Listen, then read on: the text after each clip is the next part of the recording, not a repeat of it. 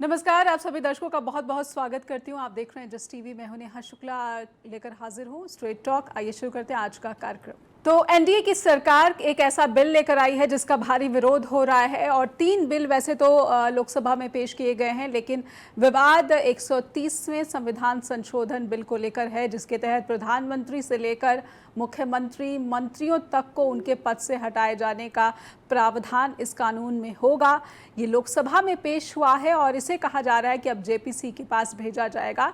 लेकिन सवाल ये है कि इस वक्त क्यों ये बिल पेश किया गया या फिर लाया गया है, इसके पीछे क्या इरादा एनडीए की सरकार रखती है, या फिर विपक्ष को जो चिंताएं हैं वो कितनी गंभीर चिंताएं हैं, क्या इन चिंताओं के प्रति कोई जवाबदेही सरकार की है या नहीं है। कुछ सवाल भी हैं, कुछ फैक्ट हम पहले अपने दर्शकों के सामने रखें, उसके बाद समझने की कोशिश करें कि क्या वाकई एनडीए की सरकार फिर से एक सुपर इमरजेंसी जैसी स्थिति को यहाँ पर पुश करने की कोशिश में है। पीएम सीएम मंत्रियों को हटाने का ये बिल कहा जा रहा है कि पेश किया गया है। केंद्रीय गृह मंत्री अमित शाह की तरफ से लोकसभा में ये पेश कर दिया गया। ये 130वां संशोधन विधेयक है जिसका विपक्ष ने भारी विरोध किया है। विपक्ष की जो चिंता है वो कहती है कि तानाशाही और आपातकाल का भारत में इसके जरिए विस्तार किया जाएगा। क्या ये बिल संसदीय लोकतांत्रिक व्यवस्था पर सीधा सीधा हमला बताया जो जा रहा है, ये सही है?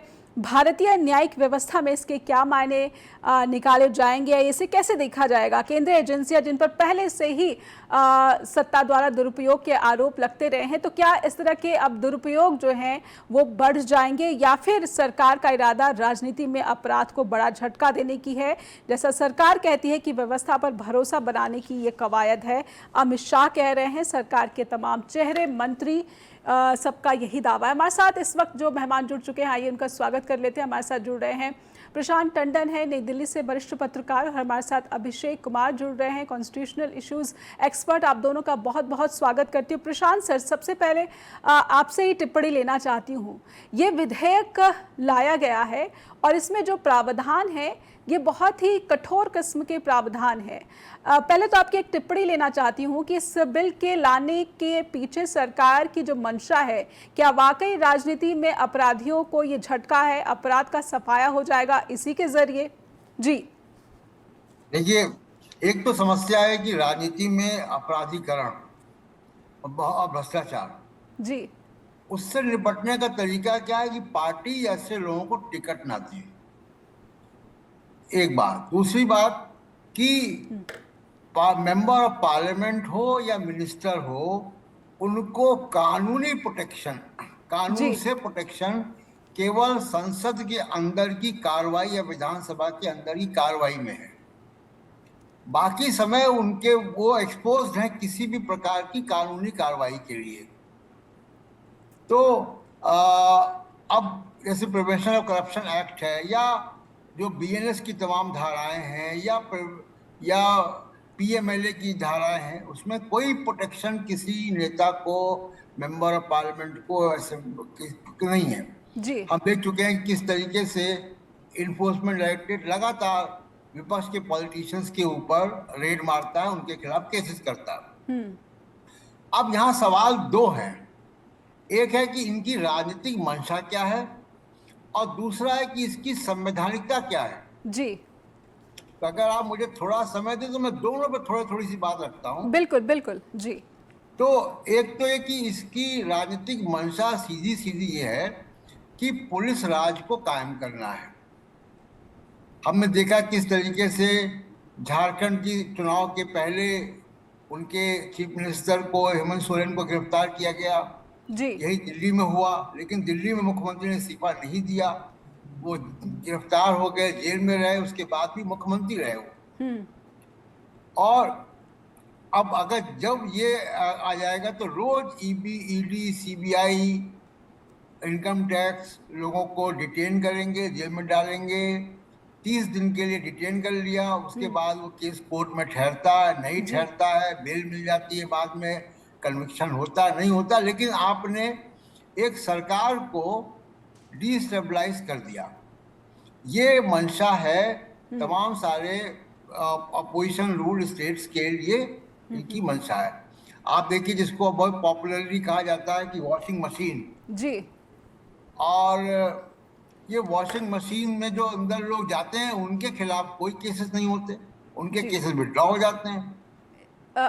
इस बीच सर मैं रोक रही हूँ, हमारे साथ सिद्धार्थ शर्मा भी जुड़ चुके हैं, पॉलिटिकल एनालिस्ट। आपका बहुत बहुत स्वागत करती हूँ। जी प्रशांत जी, आप अपनी बात पूरी करें। जी दूसरी बात इसकी संवैधानिकता क्या है। संवैधानिकता ये है कि संविधान के दो बड़े सिद्धांत हैं जो इसमें आड़े आ रहे हैं।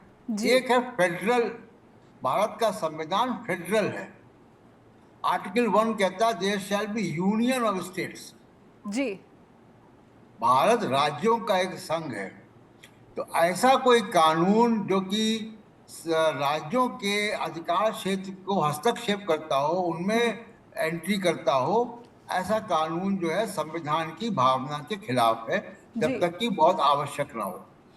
दूसरा कि भारत के संविधान में सेपरेशन ऑफ पावर है, यानी जो तीन विंग हैं स्टेट के, जुडिशरी, एग्जीक्यूटिव और लेजिस्लेचर, जी जी कार्यपालिका, न्यायपालिका और व्यवस्थापिका, इनके बीच में एक लाइन है कि जी एक दूसरे को ये क्रॉस नहीं करेंगे।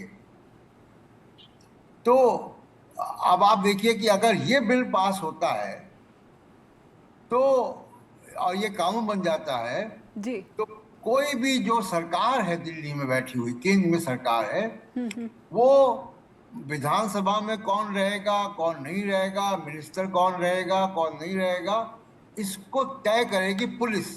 जी तो ये बिल्कुल, यानी सीधा कि सीधा इंटरफेरेंस है लेजिस्लेचर पे। बिल्कुल और तीसरी और एक आखिरी बात इस राउंड में, फिर आगे की बात रखेंगे, जी कि ये बिल पास होना क्यों मुश्किल है, कि 2/3 मेजॉरिटी चाहिए, कॉन्स्टिट्यूशनल अमेंडमेंट है, और प्लस 15 राज्यों का वो चाहिए, रेटिफिकेशन चाहिए। ठीक है। अभी जी तो क्या सेनेट कमेटी में चला गया है, कुछ चेक्स एंड बैलेंसेस आएंगे, लेकिन ये बिल, ऐसा बिल पास ही नहीं होना चाहिए, भारत के संविधान के मूल सिद्धांत के खिलाफ है।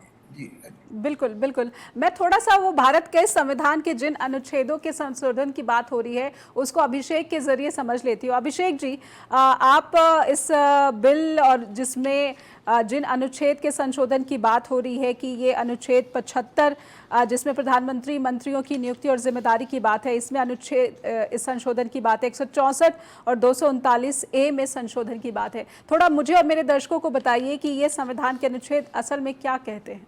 जी सबसे पहले तो मैं अनुच्छेद 75 पे आऊंगा, आर्टिकल 75। जी जो प्रपोज्ड अमेंडमेंट है, प्रपोज्ड अमेंडमेंट मतलब जो इन्होंने डालने की कोशिश की है, मैं उसको जरा पढ़ूंगा, ठीक है। फिर मैं लीगल प्रिंसिपल्स पे आऊंगा कि इसके पीछे कानून क्या है और किस कानून को थोड़ा सा इन्होंने डेरोगेट करने की कोशिश की। ठीक है। मैं 3 कानून के असूलों पे जाऊंगा, बस उससे जी सारा क्लियर हो जाएगा। पहले मैं पढ़ता हूं। ये कहते हैं कि प्रपोज क्या हुआ है, that a minister who for any period of 30 consecutive days during holding the office as such is arrested and detained in custody। ठीक है। वर्ड कस्टडी है। जी on allegation of committing an offence, mere allegation. जी ये मैं 2 शब्दों पे आऊंगा, पहला कस्टडी, दूसरा मेयर एलिगेशन। जी of committing an offence under any law for the timing in force which is punishable, जिसकी पनिशमेंट मिल सकती है 5 साल तक की या 5 साल से ज्यादा की सेंटेंसिंग हो सकती है। He shall be removed from his office. जी अगला वर्ड आता है removed. by the president on the advice of prime minister to जी be tendered by the 31st day after being taken into custody।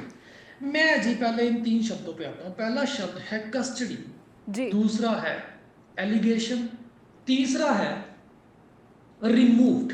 जी सबसे पहला कानून तो ये है, हमारा क्रिमिनल लॉ का प्रिंसिपल है प्रिजम्पशन ऑफ इनोसेंस। वो कहता है person is presumed innocent until proven guilty, जी कि जब तक हम उसे गिल्टी साबित नहीं कर देते तब तक हम उसे इनोसेंट मानेंगे। जी जी इन्होंने अपनी अमेंडमेंट में वर्ड लिख दिया कि ऑन द मेयर एलिगेशन उसको हम कस्टडी में रख रहे हैं। जनाब एलिगेशन फॉल्स भी तो हो सकता है जी, जी तो भी साबित कहां हुआ कि आपने एलिगेशन सच्चा लगाया है? जी दूसरी बात, ये कह रहे हैं कि कस्टडी में रखना है। एक यहां पे और दुविधा है, कौन सी कस्टडी, पुलिस कस्टडी या जुडिशियल कस्टडी?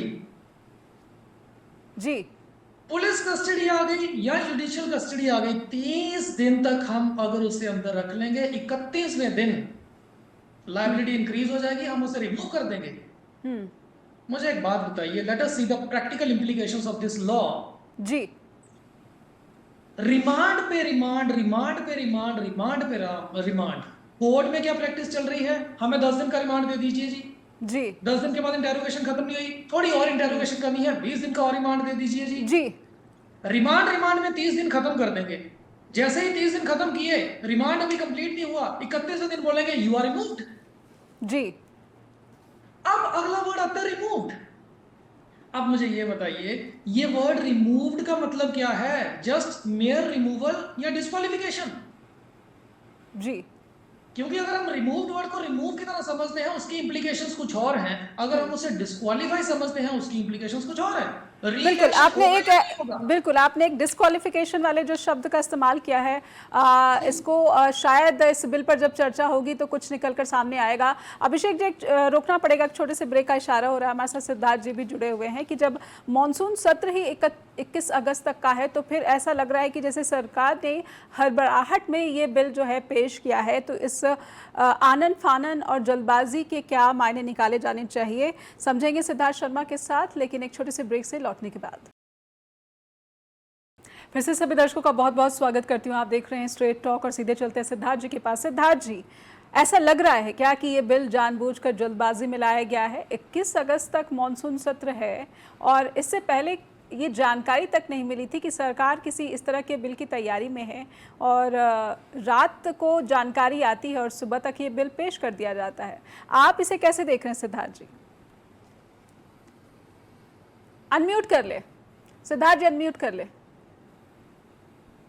जी, मैं इसको ऐसे देख रहा हूँ नेहा जी कि ये एक खुद बैसाखी पर लड़खड़ाते प्रधान जी की हताशा दिखाने वाला बिल है। यह बिल ये और कुछ नहीं है। मेरे ख्याल से प्रशांत जी ने, टंडन जी ने इसका संवैधानिक पहलू बहुत अच्छे से समझा दिया है और अभिषेक जी ने इसका कानूनी पहलू बहुत अच्छा से समझा दिया है। राजनीतिक रूप से केवल और केवल एक ही कारण है कि जिस तरह से वोट चोरी का इल्जाम भाजपा के ऊपर जंगल की आग की तरफ फैल रहा है, उनको एक दिन के लिए हेडलाइन मैनेजमेंट करने के लिए कुछ तो चाहिए था कि किसी तरह से एक दिन के लिए हेडलाइन मैनेजमेंट कर लें। इसीलिए ये हताशा में लाया हुआ बिल है। ये बिल लाते समय कल ही रात में इन्होंने 9 बजे जो नोटिस लाया था उसी में लिख दिया था कि ये बिल को हम सेलेक्ट कमेटी में भेजेंगे। तो सेलेक्ट कमेटी में ध्यान में रखिएगा, महिला आरक्षण बिल भी अभी तक सेलेक्ट कमेटी में ही है, वो अभी तक कानून नहीं बना है। लोकपाल बिल 1968 से सेलेक्ट कमेटी के पास है। अन्ना हजारे उस पर आंदोलन करके वापस जाके सो भी गए हैं, फिर भी वो सेलेक्ट कमेटी में है। तो ये एक ऐसा बिल इन्होंने लाने, ये जो बिल लाया था ना, इसका न तो कोई संवैधानिक, मैं प्रशांत जी जो कह रहे हैं संवैधानिक रूप से बिल्कुल हर बात को मानता हूं, लेकिन इसमें कोई संवैधानिक पहलू नहीं है। और अभिषेक जी जो कानून बता रहे हैं वो भी बिल्कुल सही है कि रिमूव तो किसको रिमूव करोगे, एलिगेशन पर आप किसी को रिमूव थोड़े कर सकते हो, इस तरह की बातें। तो लेकिन इसका मतलब यह है कि उनको भी ये पता था कि ये बिल होने जाने वाला कुछ नहीं है। एक दिन के लिए लाओ ताकि किसी तरह से ये जंगल की आग की तरह जो चस्पा होते जा रहा है भाजपा पर, रोज वोट चोर वोट चोर। देखिए कश्मीर से कन्याकुमारी तक सब जगह जहां भी जा रहे हैं, आप एक ऑटो ड्राइवर से बात कीजिए, मैं परसों बिहार में था, आज मैं कर्नाटक में हूं, जहां भी जाते हैं लोग यही बात करते हैं, एक तरह से गली गली में शोर हो गया है कि भाजपा वोट चोर हो गई है। तो इस तरह की स्थिति जब आ गई है तो किसी तरह से हेडलाइन मैनेजमेंट करने के लिए ये कोशिश है। लेकिन इसमें आपको भाजपा की मानसिकता बहुत अच्छे से समझ में आएगी, भाजपा के इकोसिस्टम की। भाजपा कहीं पर भी सत्ता को सेवा का साधन नहीं मानती है, वो सजा देने का हथियार मानती है। भाजपा के लिए सत्ता का मतलब सेवा देने का उपकरण नहीं है, उसके लिए सजा देने का हथियार है। अब मुझे बताइए कि इस देश में किसी को फांसी जब होती है तो कोई मिनिस्टर तो फांसी नहीं देता है, फांसी तो देती है न्यायपालिका। न्यायपालिका का एक ही काम है, जो गलत करता है उसको दंड देना। तो न्यायपालिका का काम अगर सरकार करेगी तो सरकार का काम कौन करेगा? शंकराचार्य करेंगे? मेरे समझ में नहीं आ रहा है, क्योंकि मैं टैक्स तो शंकराचार्य को नहीं दे रहा हूं, मैं टैक्स तो दे रहा हूं सरकार को। सड़क तो चाहिए हमको सरकार से, शिक्षा तो चाहिए हमको सरकार से, बिजली तो चाहिए हमको सरकार से, स्कूल तो चाहिए हमको सरकार से, और सरकार हम लोगों को ध्यान नहीं रख रही है। वो एक आदमी, एक ऐसा मास्टर जी है ना, जिसके क्लास में 30 बच्चे हैं, 29 बच्चे पढ़ने वाले हैं, एक नटखट है, मास्टर जी का पूरा ध्यान उस नटखट बच्चे पर है। अब मुझे बताइए, मास्टर जी 29 बच्चों को पढ़ाने के लिए है या एक नटखट को सीधा करने के लिए है? अगर वो पूरा ध्यान एक नटखट को सीधा करने में लगाएंगे तो 29 बच्चे तो धीरे धीरे फेल होते चले जाएंगे। फिर मैं समझना चाहती हूँ कि अगर ये सजा का ही खौफ सरकार का इरादा है, तो क्या ये पहले से कुछ कम हो गया है क्या, कि विपक्षी दलों को इसका खौफ दिखाना चाहती है सरकार? नहीं, मेरे ख्याल से सरकार को भी पता है, वो खुद बैसाखी पर है। देखिए, एक होता है शेर, जिंदा शेर या किसी खास विपक्षी दल के लिए ये जो है एक मैसेज है? नहीं, किसी के लिए मैसेज नहीं है, ये एक डेस्परेट अटेम्प्ट है, ये हताशा की चीज है, क्योंकि सबको पता था कि अगर इस तरह का, देखिए राहुल गांधी, हमें पता है राहुल गांधी कल बिहार में यात्रा कर रहे थे, लेकिन आज ऐसा अगर बिल लाओगे तो संजोग से इसको अगर वोटिंग हो जाएगी तो इसको रोकने के लिए आप सब लोग काम छोड़ के वापस दिल्ली तो आना ही पड़ेगा आपको। हमें पता है राहुल गांधी बिहार में यात्रा कर रहे हैं। ऐसा बिल लाने के कारण आपने कांग्रेस के, विपक्ष के सारे लोग जो जन जागरण कर रहे थे, आंदोलन में लगे हुए थे, उनको वापस एक दिन के लिए दिल्ली बुला लिया, कहीं भैया वोटिंग हो जाए इस पर, तो रोकना तो पड़ेगा ना। इसका मतलब है कि ये डेस्परेट अटेम्प्ट है, जिसको कहते हैं ना हताशा में लिया गया कदम है। इसमें किसी भी तरह से कोई कानूनी ठोस बात है ही नहीं। भारत में जब पुलिस नाम की चीज राज्य सरकार के हाथ में है, उस पर केंद्र सरकार कैसे कानून बना सकती है? जैसे टंडन जी ने कहा, ये कानून बन भी जाएगा तो 15 राज्यों को पास करना पड़ेगा। कौन पास कर रहा है? नीतीश कुमार। मतलब ये कानून बनेगा ना, एक थोड़ा सा एक हास्य विनोद में एक छोटी सी बात कह देता हूं, खत्म कर देता हूं। तो मुझे लगता है ना कि ये बिल जो आया है ना, भाजपा के चाणक्य का, भाजपा के प्रधान जी को ही निपटने का प्लान है। अभी ना परसों इन्होंने तमिलनाडु के अपने एक व्यक्ति को बना दिया उपराष्ट्रपति का उम्मीदवार। इसका मतलब डीएमके को इन्होंने पटा लिया है। अब मान लीजिए डीएमके को पटा लिया है, तमिलनाडु में प्रधान जी के खिलाफ उनके 75वें जन्मदिन से पहले तमिलनाडु में किसी के गांव में, मदुरई में एक एफआईआर कर देंगे तो 75वां जन्मदिन से पहले तो प्रधान जी ही निपट जाएंगे, उनको ही अपनी कुर्सी छोड़नी पड़ेगी, क्योंकि यही कानून खुद कह रहा है। इनके खुद के कानून के अनुसार अगर मदुरई में एक एफआईआर हो गई तो प्रधान जी की कुर्सी चली गई। और हमको पता है कि तमिलनाडु में तो बीजेपी शून्य पर है, तो तमिलनाडु में तो पूरा का पूरा डीएमके की पावर है। तो डीएमके अगर उनके ऊपर कोई एक एफआईआर कर देगी तो प्रधान जी को अपना काम छोड़ना पड़ेगा क्या? तो भाजपा को भी पता है कि ये पूरी तरह से एक अव्यवहारिक चीज है। ये जिस तरह से महिला आरक्षण बिल आया था, वो बिल तो आया था लेकिन वो कानून बनाने के लिए नहीं आया था, वो केवल दिखावे के लिए, एक दिन का हेडलाइन मैनेजमेंट के लिए था। लोकपाल बिल 1968 से जिस तरह से ठंडे बस्ते में पड़ा हुआ है, वैसे ये ठंडे बस्ते के लिए, ठीक है। यानी आप डाइवर्जन ज्यादा देख रहे हैं एनडीए के इस बिल में, आप डाइवर्जन को ज्यादा देख रहे हैं कि ये एक बड़ा कारण। लेकिन प्रशांत सर, मैं आपसे समझना चाहती हूँ कि अगर सिर्फ और सिर्फ डाइवर्जन है तो ये तो विपक्ष को, जो पहले से ही एसआईआर और चुनाव आयोग के कथित पोल्स रिगिंग को लेकर एकजुट हो चुका है, ये तो एक और बड़ा मुद्दा और गंभीर मुद्दा है जिसने विपक्ष की एकता में एक और जो है फ्यूल डाल दिया है कि वो और मजबूती के साथ एक साथ आगे बढ़ रहे हैं।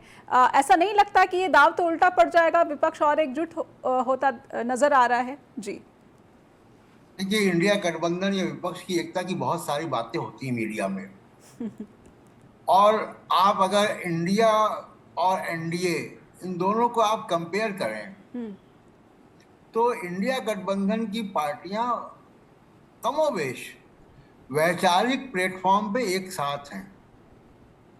यानी सेकुलरिज्म और सोशलिज्म के सिद्धांत पर वो एक साथ हैं जी।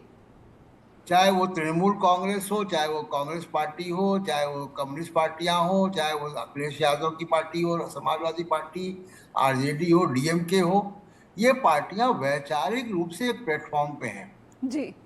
ऐसा दावा कोई एनडीए के बारे में नहीं कर सकता कि नीतीश कुमार और बीजेपी और टीडीपी क्या एक ही वैचारिक प्लेटफॉर्म पे नहीं है।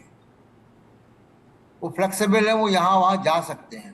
तो एक तो कि ये जो विपक्षी एकता को लेकर बहुत जोर हम लोग दिमाग पे लगाते हैं, उसकी आवश्यकता नहीं, क्योंकि वो वैचारिक प्लेटफॉर्म पे है जी उनके अंदर। और दूसरी अलग अलग पॉलिटिकल पार्टियां, कल को बिहार में इलेक्शन होगा तो वो सीटों के तालमेल को लेकर वाद विवाद होगा, झगड़ा होगा। जी तो जी यहाँ तो ट्रेन में रिजर्व सीट के बावजूद झगड़ा हो जाता है। जी जी दूसरी बात ये कि देखिए, ओवरऑल माइंडसेट समझिए। अगर ये हेडलाइन मैनेजमेंट भी है तो हेडलाइन मैनेजमेंट के लिए इनके बस्ते में 50 चीजें होंगी,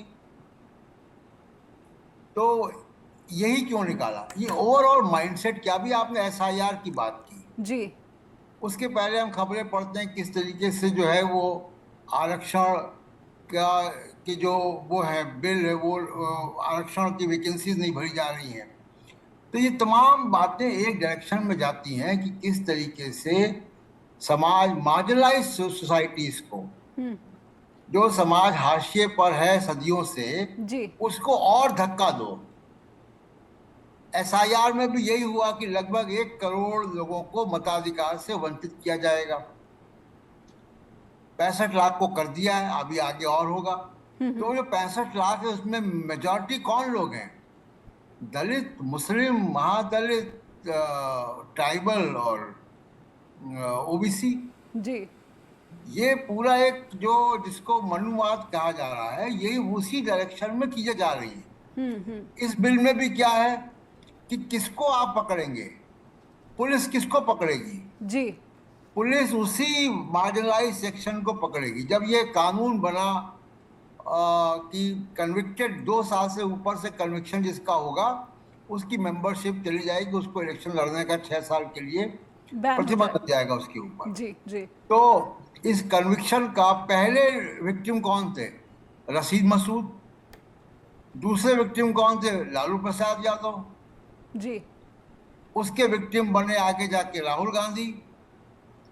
तो यानी या तो पॉलिटिकल एडवाइजरीज हो आपके, पॉलिटिकल विपक्ष हो, या मार्जिनलाइज सेक्शन से लोग आते हो, उनको पॉलिटिकल सिस्टम से बाहर करना है।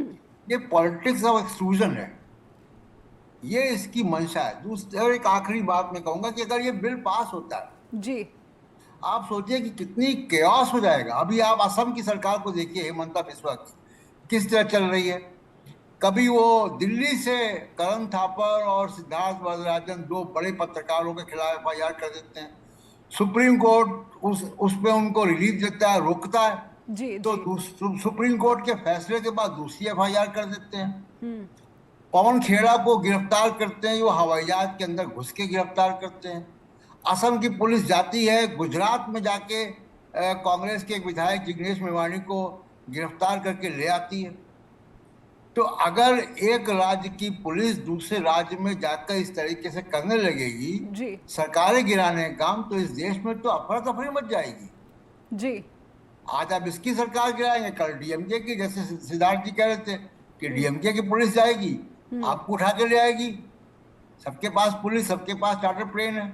जी इसके लिए मौजूदा सरकार और खास करके बीजेपी के कार्य प्रणाली, कार्यशैली का भी एक ट्रैक रिकॉर्ड इसके ज़रूर देखा जा रहा है। समझेंगे, एक छोटे से ब्रेक के लिए रुकते हैं। अभिषेक हमारे साथ जुड़े हुए हैं। जब बात केंद्रीय एजेंसियों के ट्रैक रिकॉर्ड की आती है तो कई बार अदालतों ने ये टिप्पणी की है कि ट्रायल के नाम पर लंबे समय तक सिर्फ और सिर्फ हिरासत में रखना और जमानत का विरोध करना, ये कहीं ना कहीं एजेंसियां जो है अपनी ताकतों का दुरुपयोग करती हैं। ईडी को गंभीर तरीके से सुप्रीम कोर्ट से भी फटकार लगती रही है। एजेंसियों के सत्ता से संपर्क पर सवाल उठते रहे। एक छोटा सा ब्रेक लेते हैं, ब्रेक के बाद लौटते हैं स्ट्रेट टॉक के साथ।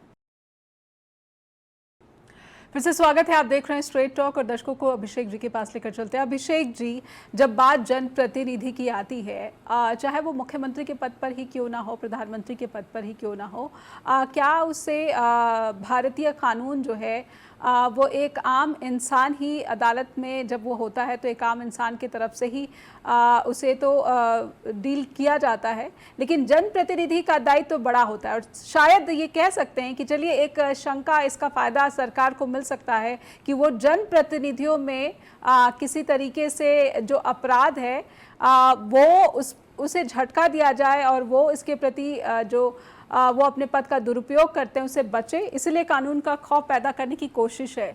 थोड़ा सा मुझे समझाएं कि हमने कम ही देखा है कि जब आम आदमी होता है तो उसकी सज़ा जो है जितनी तेज़ी से उस पर सुनवाई या कार्रवाई या फिर न्याय के अदालत में, न्याय के कटघरे में जो है उस पर ज़्यादा सख्ती दिखती है, लेकिन जनप्रतिनिधियों पर क्या इतनी सख्ती नज़र आती है? थोड़ा हमें समझाएं, हमारे दर्शकों को भी समझाएं। आपने कहा कि डिस्क्वालिफिकेशन होगा, क्या सिर्फ रिमूवल हो जाएगा? जी मैम, अगर आप मुझे थोड़ा सा समय दिए, मैं 2 असूलों को लेके आया। 2 प्रिंसिपल्स हैं जी। एक प्रिंसिपल पे पहले मैंने बात की, प्रिजम्पशन ऑफ इनोसेंस। एक कॉन्स्टिट्यूशन में प्रिजम्पशन आता है, प्रिंसिपल कह सकते हो उसे, डॉक्ट्रिन ऑफ प्रेफरेबल लेजिस्लेशन।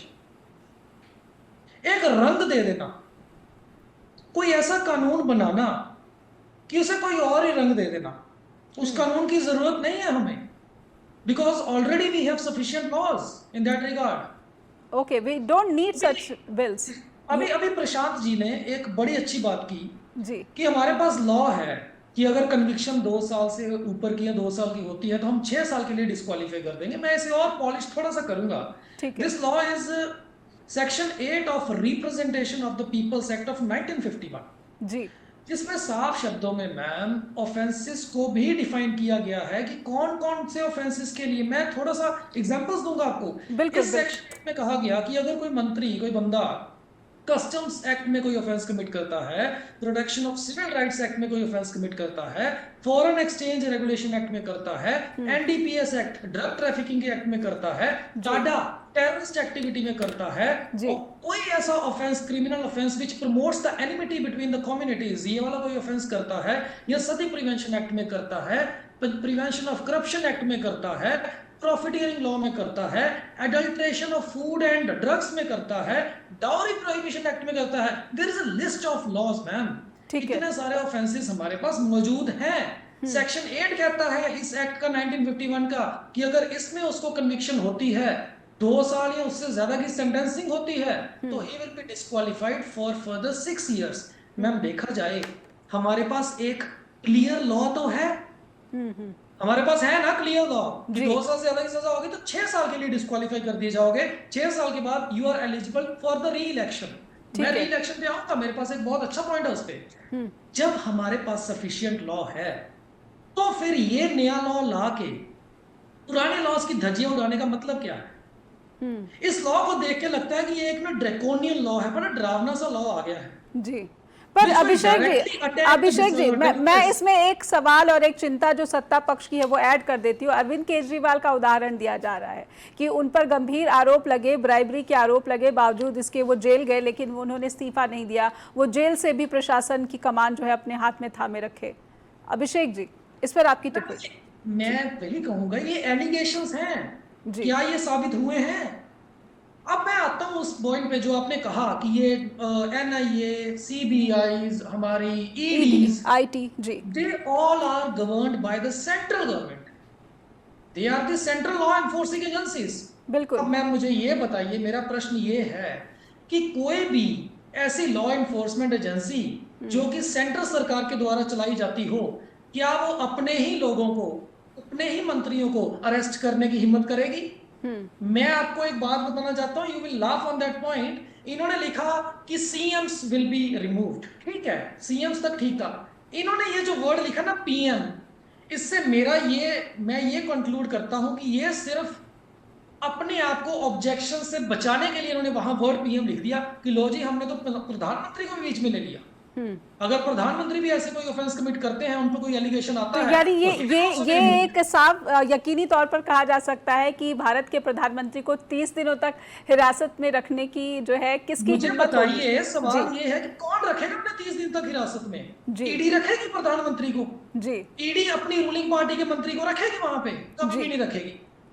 ये सिर्फ एक चाल चली गई है ऑपोजिशन को भटकाने की, हमारे देश की भोली भाली जनता को भटकाने की, कि इस जी टाइम पे ऑपोजिशन ने कुछ नए मुद्दे फैक्ट्स के साथ लेके आई है बाहर, उसको थोड़ा दबा दिया जाए, हम ये वाला एक नया लॉ दे देते हैं। एक लेकिन डॉक्ट्रिन होता है डॉक्ट्रिन ऑफ कलरेबल लेजिस्लेशन, कि जी what you can not do directly do indirectly as well. जी अरे भाई जी इसकी जरूरत ही नहीं है, why are you bringing this law when we already have sufficient laws on that regard. ठीक है, लेकिन कहीं ना कहीं जो फेडरल स्ट्रक्चर जो प्रशांत सर ने कहा है कि उसको कंट्रोल करने की ये कोशिश कही जा सकती है। बिल्कुल। जी, सिद्धार्थ जी के पास आना चाहूँगी। सिद्धार्थ जी, अगर यही साफ मैसेजिंग है सरकार की, तो सरकार क्या इसके ज़रिए खुद की ताकत दिखाना चाहती है? और टीडीपी का नाम लिया जा रहा है, क्या टीडीपी का जो समर्थन मिलेगा? बेशक जेपीसी में चला जाए, लेकिन टीडीपी पर सवाल तो उठ ही रहे हैं कि टीडीपी का रुख क्या होगा। जेडीयू ने तो अपना रुख, संजय झा की बाइट में देख रही थी, जता दिया है कि वो समर्थन कर रहे हैं। रामदास अठावले वो भी समर्थन करते नजर आए। जी, आज तक मैंने ऐसा किसी व्यक्ति को नहीं देखा जो खुद के लिए लिख दे कि मैं अपने खुद को फांसी की सजा मुकर्रर करता हूं। तो मुझे आपको क्या लगता है कि चंद्रबाबू नायडू अपने फांसी की सजा खुद लिखेंगे क्या इस बिल का समर्थन करके? क्योंकि अगर ये बिल हो गया तो सबसे पहले तो उन्हीं को अंदर डाल दिया जाएगा और दूसरे नंबर पर नीतीश कुमार होंगे। तो ये तो इसीलिए मैंने कहा एक हास्यास्पद बिल है। ये हास्यास्पद इसीलिए भी है कि आपको, मेरे ख्याल से अभिषेक जी इस चीज को जानते होंगे। एक बहुत नामी किस्सा है कि 17वीं सदी में जब लंदन में बहुत ज्यादा औद्योगिकरण हो गया, लोग ज्यादा आने लग गए, लंदन बढ़ने लग गया, तो अचानक एक समय ऐसा आया कि लंदन में पॉकेटमारी बहुत होने लगी। तो अंग्रेज पार्लियामेंट वहां पर बैठी और कही कि ये पॉकेटमारी बहुत ज्यादा हो रही है, इसके पर कोई बहुत कठोर कानून लाना चाहिए। तो कानून बन गया कि पॉकेटमारी का सजा इसके बाद फांसी होगी।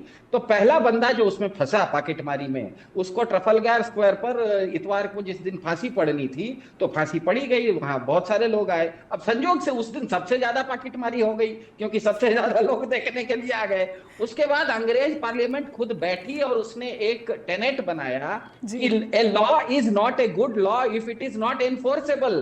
कोई भी कानून अगर अव्यवहारिक है तो वो कानून नहीं बन सकता है। तो कानून जो बनता है वो न्यायपूर्ण कानून बनना चाहिए, वाहियात कानून नहीं बना सकते हम। ये जो कानून जो बन रहा है ना, ये पूरी तरह से ये वाहियात कानून है। इस कानून का ना सर है ना पैर है, ये किसी भी तरह से न्यायपूर्ण कानून नहीं है। इसीलिए ये कानून, मुझे भाजपा को खुद भी पता था, इसीलिए उसने कल रात में ये कानून का नोटिस के साथ ले आया कि हम इसको सेलेक्ट कमेटी में भेजेंगे। इन्होंने ध्यान में रखिएगा 3 किसान कानून जो लाए थे, काले किसान कानून, उसको सेलेक्ट कमेटी में नहीं भेजा था, उसको सीधे लाया और पास कर दिया था। तो इनको जो कानून को ठंडे बस्ते में डालना होता है उसको ये ठंडे बस्ते में डालना था। उनको भी पता था कि आज अगर ये बिल नहीं लाते तो पूरा विपक्ष वहां पर वोट चोर करके चिल्लाता, अपने आप का नाम बचाना था, इसीलिए दूसरे के ऊपर ठीकरा फोड़ने की कोशिश थी। इतनी सी बात।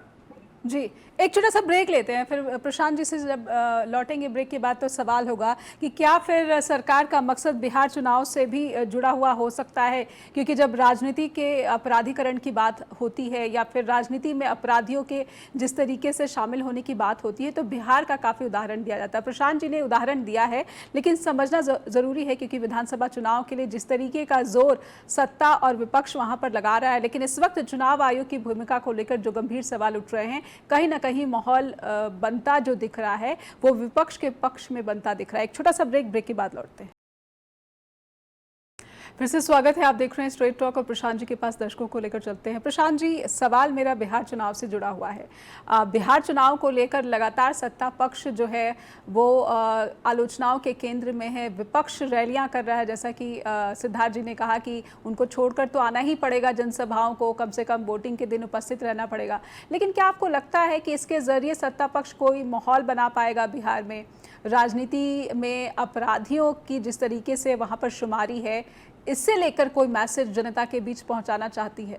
जी देखिए, बिहार में इस वक्त जब तक हम लोग बात कर रहे हैं और जब तक अभी चुनाव की घोषणा होने में वक्त है, बिहार में वोट अधिकार यात्रा चल रही है राहुल गांधी तेजस्वी यादव की जी।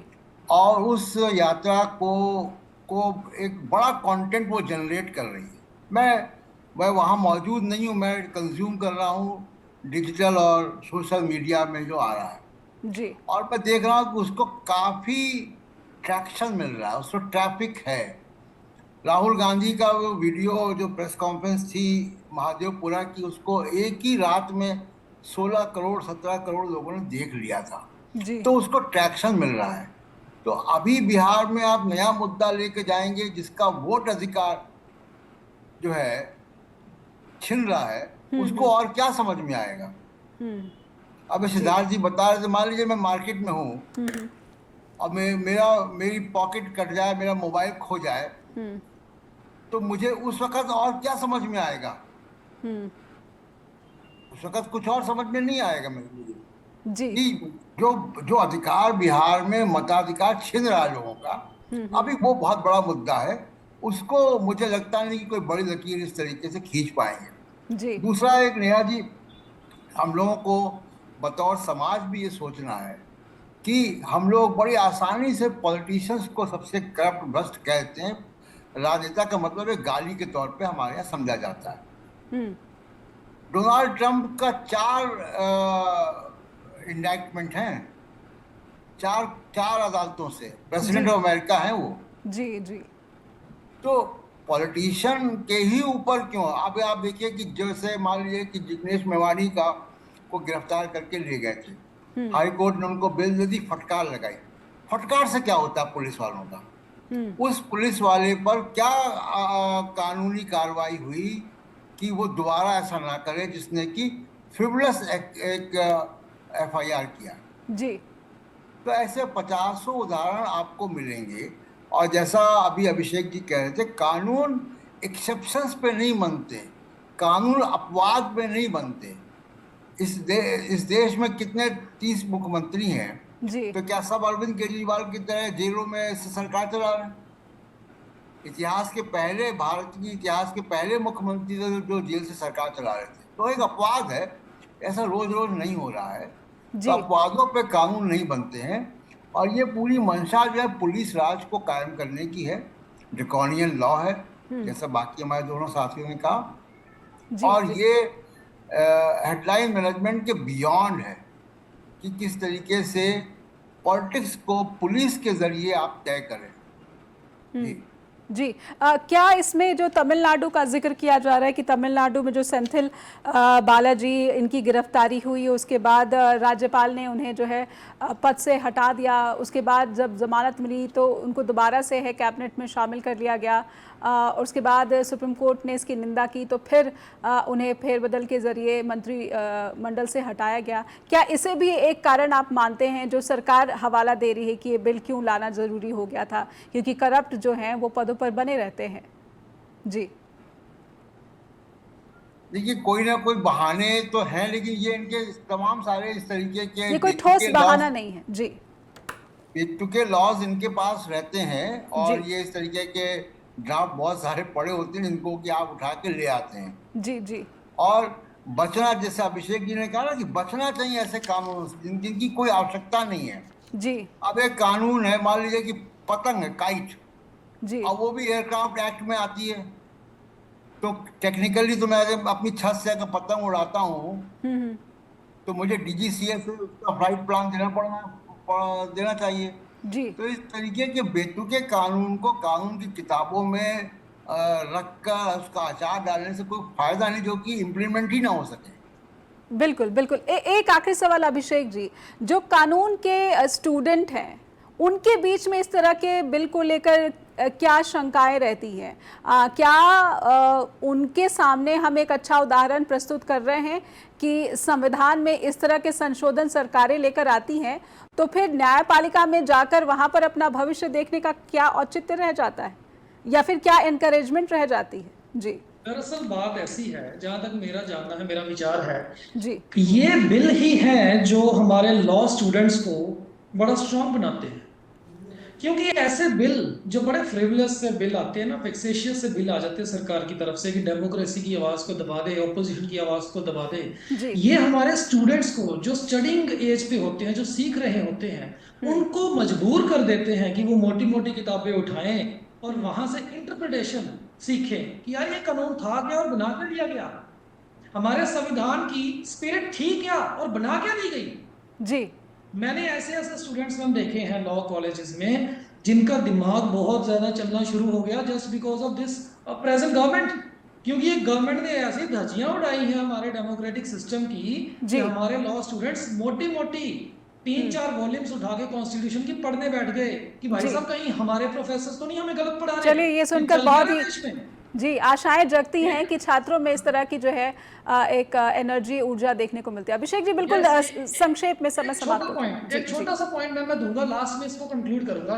मेरे अकॉर्डिंग, मेरे मुताबिक क्या है, हम तो बहुत कहते हैं कि ये प्रेशर डालेगा ओपोजिशन पे, प्रेशर डालेगा ये बिल ओपोजिशन पे। मेरे ख्याल से ओपोजिशन पे तो जो ये प्रेशर डालेगा, लेकिन आम जनता पे इसका बहुत बड़ा प्रेशर देखने को मिलेगा। वो कैसे जी? मान लीजिए इन्होंने अभी तो वर्ड लिखा है उसमें रिमूव्ड, ठीक है जी, अच्छा हमने अरविंद केजरीवाल को रिमूव कर दिया, हमने सोरेन साहब को रिमूव कर दिया, किसी को रिमूव कर दिया XYZ, ठीक है जी, उसकी जगह पे किसी और को लाना पड़ेगा। मान लीजिए कल को ये एडिशनल अमेंडमेंट कर देते हैं कि उस अगले बंदे को लाने के लिए री इलेक्शन करवाओ। मुझे ये बताइए, जिस स्टेट में री इलेक्शन होगा क्या उस स्टेट के रिसोर्सेस बर्बाद नहीं होंगे? जी बिल्कुल, बहुत सारे सवाल इससे जुड़े हुए। स्टेट के रिसोर्सेज कौन लेके आ रहा है? समय समाप्त हो गया। स्टेट के रिसोर्सेज बर्बाद हो रहे हैं, direct attack on the pocket of the citizen of India. बिल्कुल बिल्कुल, टैक्स पेयर के ऊपर ज्यादा अटैक है। ऑपोजिशन को तो समय समाप्त हो गया है।